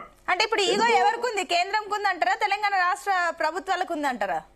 ఈగో ఈ యొక్క రాష్ట్ర ప్రభుత్వం ఆనాడు కేసీఆర్ గారికి, ఈనాడు కాంగ్రెస్ సర్కార్ కి సిన్సియారిటీ లేదు. కాంగ్రెస్ సర్కార్ ఈగో ఉందో లేదో నాకు తెలియదు, కానీ జనరల్ గా జరిగే అవకాశం ఉంది. గత సర్కార్ పరిస్థితి చూస్తాము. ఈ సర్కార్ అస్తమానం టైం పాస్ చేయడమే లక్ష్యంగా పెట్టుకున్నది. ఎందుకంటే వారు తెలుసు బాకీలు ఎట్లా తీసుకురావాలి దాని మీద టైం పోతా ఉన్నది, శాలరీస్ ఎట్లా ఇవ్వాలి దాని మీద టైం ఆలోచించడానికి టైం పోతా ఉన్నది, ఈఎంఐలు మొత్తంగా కట్టడానికి ఇబ్బంది పాలవుతారు. స్వతహాగా ముఖ్యమంత్రి గారు మాట్లాడినారు, ఇక్కడ ఏమీ లేదు, ఆశించలేం కూడా, ఏమి ఆశించలేం కూడా. వచ్చేది 18,000 కోట్లు, ఖర్చేది 22,500 కోట్ల రూపాయలు. సో ఈ యొక్క డెఫిసిట్ అమౌంట్ ఎట్లా మీట్ అవుట్ కావాలని చెప్పేసి దాని గురించి ఆలోచన తప్ప మాకు ఇంకా ఎక్కడి ఇవి తప్పితే ఏ ఫండ్ కైనా సెంట్రల్ గవర్నమెంట్ దానికి ఎంతో కొంత 20-30-40% స్టేట్ కాంట్రిబ్యూషన్ ఉంటుంది. ఒక నిమిషం అండి శ్రీనివాస్ గారు, మీ పాయింట్ పైన సబ్మిషన్ ఉందంట వెంకటస్వామి గారికి. ఎస్ చెప్పండి, మీ సబ్మిషన్ ఏంటి వెంకటస్వామి గారు? కిరణ్, మీరు మాట్లాడింది డబుల్ ఇంజన్ సర్కారు, ఏదో సెంట్రల్ అండ్ స్టేట్ కనెక్టివిటీ అనేది మీరు మాట్లాడిన తీరు రాజ్యాంగ విరుద్ధము, ఫెడరల్ స్ఫూర్తికి విరుద్ధం మీరు మాట్లాడింది. అట్లా చెప్పలేదు. కేంద్రంతో సఖ్యత ఉంటేనే, కేంద్రంలో ఉన్న సర్కార్ ఇక్కడ ఉంటేనే నడుస్తుంది అనేటువంటి ఏదైతే భావన ఉన్నదో, లేకపోతే మీ ఆలోచన ఉన్నదో ఆలోచన విధానం తప్పు. ఇదే ఫెడరల్ స్టేట్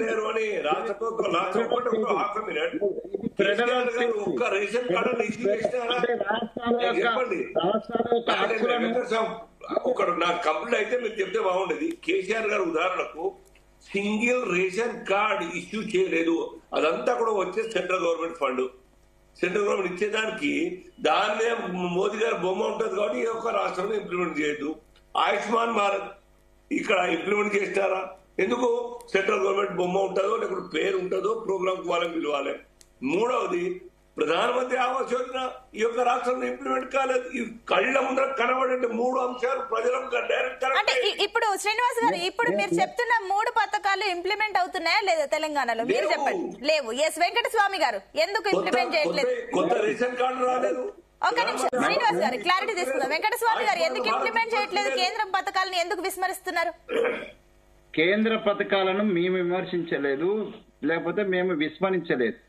మేము వచ్చిన తర్వాత రేషన్ కార్డ్స్ ఇస్తామని చెప్తున్నాం. రేపు రేషన్ కార్డు వచ్చిన తర్వాత దాని విషయం మాట్లాడదాం. మేము రాకముందు రేషన్ కార్డ్స్ ఇవ్వడం అనేటువంటిది ప్యూర్లీ లాస్ట్ గవర్నమెంట్ యొక్క రెస్పాన్సిబిలిటీ. లాస్ట్ గవర్నమెంట్ లో ఎవరున్నారో వాళ్ళదంతే. నేను ప్రోటోకాల్ ప్రకారం ప్రధానమంత్రి వస్తే కూడా రిసీవ్ చేసుకోలేనటువంటి ఒక కుసంస్కారాన్ని నేనేం సమర్థిస్తలేను. అది మేము అధికారం ఉన్నప్పుడు ప్రధానమంత్రి వచ్చినా లేకపోతే ఎవరు వచ్చినా కూడా మేము ఇక్కడికి ప్రధానమంత్రి గారు వచ్చినప్పుడు మా ముఖ్యమంత్రి గారికి కలిస్తే అది ఇంకో రకంగా వెళ్తున్నప్పుడు పెద్దన్న అన్నారు, ఇవన్నీ బానే రిసీవ్ చేసుకుంటున్నారు, బానే ఉంది, కానీ టైం పాస్ ఎక్కువ చేస్తున్నారని అంటున్నారు. కాంగ్రెస్ గవర్నమెంట్ టైం పాస్ ఎక్కువ చేస్తుందని అంటున్నారు. దానికి ఏం చెప్తారు? ఇప్పుడు టైం పాస్ అంటే మేము చేసినటువంటి అంటే సీనన్న, అంటే నేను ఓపెన్ గా పెద్దలు అంటున్నా, మీరు ఒకసారి ఒక వాస్తవాలు మాట్లాడండి దయచేసి. 18 నెలల నుంచి ఇప్పుడు ప్రభుత్వం సంబంధించి ఉద్యోగ ప్రకటన కావచ్చు, వాటి యొక్క జాబ్ కు వచ్చినటువంటి సెలక్షన్ అయిన వాళ్ళకు వాళ్ళ అపాయింట్మెంట్స్ ఇవ్వడం కావచ్చు, వాళ్ళకి శాలరీస్ ఇవ్వడం కావచ్చు, లేకపోతే టీచర్స్ ప్రమోషన్ ఇవ్వడం కావచ్చు, లేకపోతే ట్రాన్స్ఫర్స్ ఇవ్వడం కావచ్చు, 200 యూనిట్స్ వరకు ఉన్నటువంటి ఎలక్ట్రిసిటీ మేము కన్సర్న్ చేయడం కావచ్చు, లేదా మహిళలకు ఇవ్వడం కావచ్చు, లేదా రెగ్యులర్ రేషన్ ఇవ్వడం కావచ్చు, సన్న బియ్యం ఇవ్వడం కావచ్చు. ఇవన్నీ ఏం కనిపిస్తలేవా అండి? మేము టైం పాస్ చేస్తున్నామంటే ఎట్లా అండి? ఇవేం కనిపించవా? Yes, ఒక నిమిషం. వెంకటస్వామి గారు. చేయొచ్చు, Okay, okay, please wait అండి. చేయొచ్చు, మా మీద క్వశ్చన్ చేయొచ్చు. అధికారంలో ఉన్న మేము కాబట్టి మాది బాధ్యత కాబట్టి, ప్రతిపక్షంలో ఉన్న వాళ్ళు ప్రజాపక్షంగా డెఫినెట్ గా వాళ్ళు వాళ్ళు క్వశ్చన్ చేస్తారు, మీరు ఆన్సర్ చెప్పాలి. మీరు చెప్పింది పాయింట్. ఒక్క నిమిషం వెంకటస్వామి గారు, మళ్ళీ మీ దగ్గరికి వస్తాను, ఎందుకంటే ఆనంద్ గారు చెప్పాక మళ్ళీ మీ దగ్గరికి రావాలి. ఆనంద్ గారు, మీ సబ్మిషన్ ఏంటి? అండ్ ఇంకొకటి, ఇందాక మీ ఈగో వల్లనే గత 10 ఏళ్లలో తెలంగాణ రాష్ట్ర అభివృద్ధి జరగలేదు, మీ ఈగో వల్లనే ఈ రోజు ఇలాంటి పరిస్థితి ఉంది, కేంద్రం సహకారం రాలేదు, మీ వల్లనే అని చెప్పేసి అంటున్నారు. మరి అది నిజం కదా? ఈగో వల్ల పక్కకు పెట్టేసిన అంశాలు. ఇప్పుడు వీళ్ళిద్దరు మాట్లాడిండు, సీనన్న కావచ్చు, వెంకటస్వామి అన్న మాట్లాడిండు.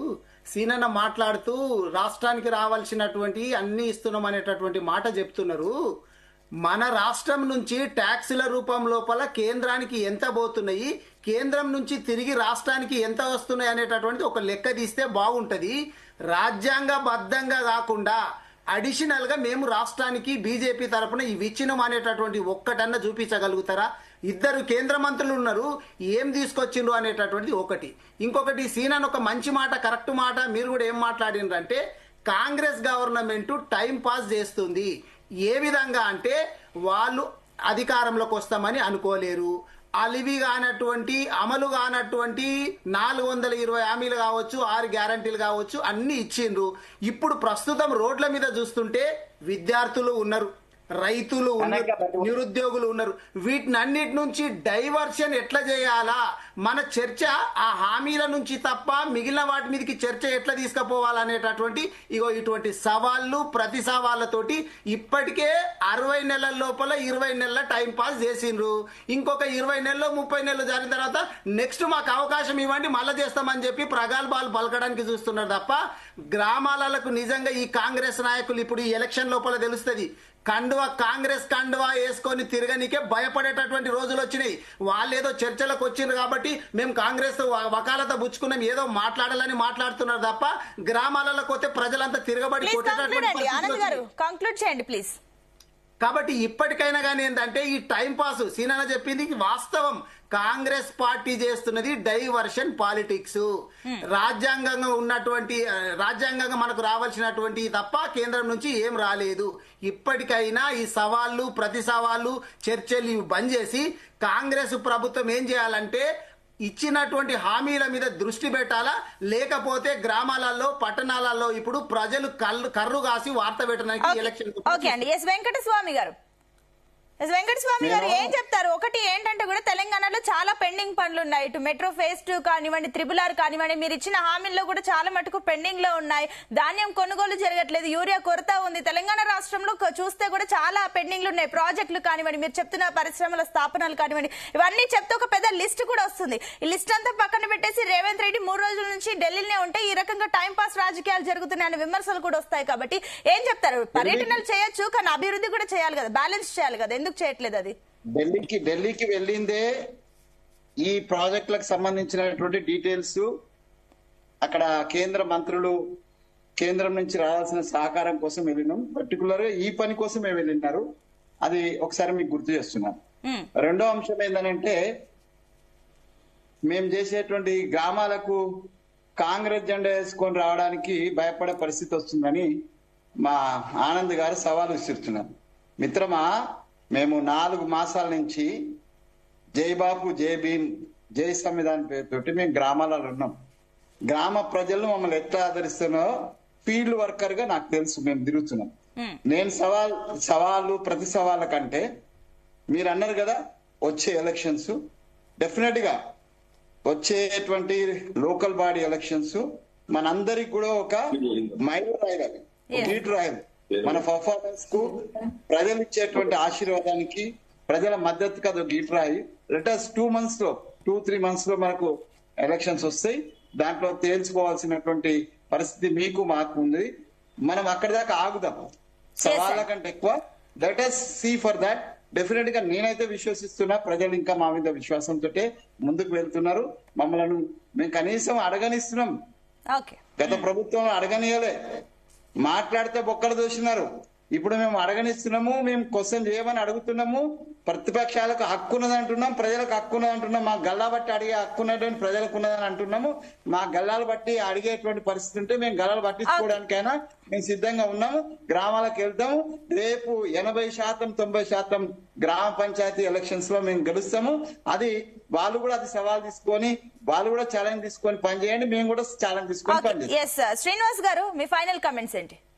ఒకటి, ఇక్కడ మిత్రుడు ఆనంద్ గారు చెప్పినట్టు మేము కట్టేది 100 అయితే వచ్చేది సగమే వస్తుందని చెప్పేసి, అబ్బాయి కేసీఆర్ గారు కేంద్రంలో కార్మిక మంత్రిగా ఉండే కాంగ్రెస్ సర్కార్లో, అప్పుడు 30% వస్తుండే కదా నీతి ఆయోగ్ పేరు మీద అంతకుముందు ప్లానింగ్ కమిషన్ ద్వారా.